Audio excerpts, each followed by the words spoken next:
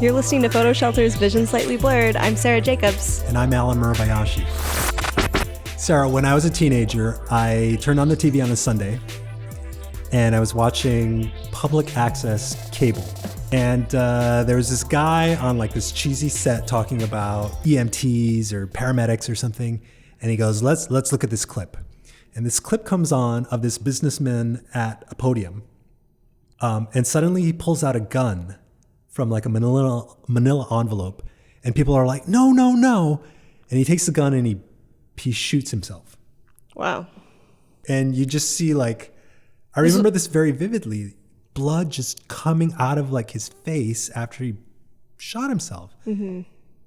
And so that image stuck with me in a very significant way for years and years and years. And actually because of that, even today, when, for example, an athlete has sort of like a catastrophic injury, I never watch those videos and I never look at those photos, in part because I realized from that cable show that you can never unsee an image.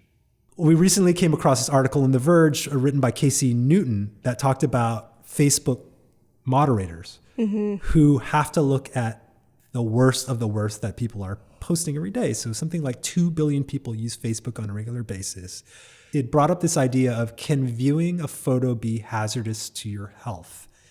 And in this one little office in Arizona where the content moderators, who aren't full-time Facebook employees, sit, some of the stories that they talked about were these moderators having PTSD or secondary PTSD symptoms.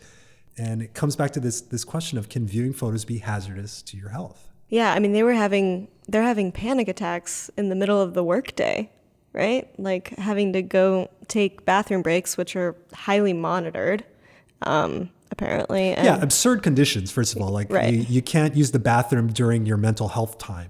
Right. Just the craziest stuff. Mm-hmm. Yeah, and they're getting paid $15 an hour, which I believe is like $5 more than the minimum wage in Arizona. Yeah, and Something annualized, it's $28,000 a year. It's not a lot of money. Yeah. So it kind of reminded me about, should newspapers publish war photos? Should we show the carnage of war so that people understand the real cost of war?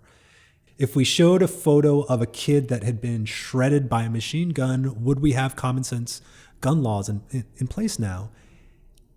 And the article from The Verge kind of made it clear to me that some people can handle it and some people can't. And I don't mean that in like you can't handle it. Right. Like our levels of resilience to seeing very violent imagery or having a violent episode in our life, it varies from person to person.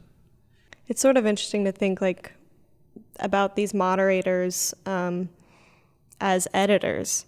Because before it really was only photo editors seeing, highly graphic images like this coming in, from photojournalists. And now it's being put in the hands of, just regular everyday people that need to make some money.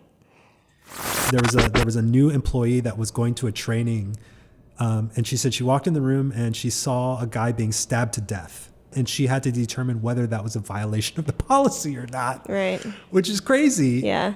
As photo editors might see the aftermath, which is still nuts, to see like a body just riddled with holes. But seeing the moving image, does it have more impact than just seeing a still?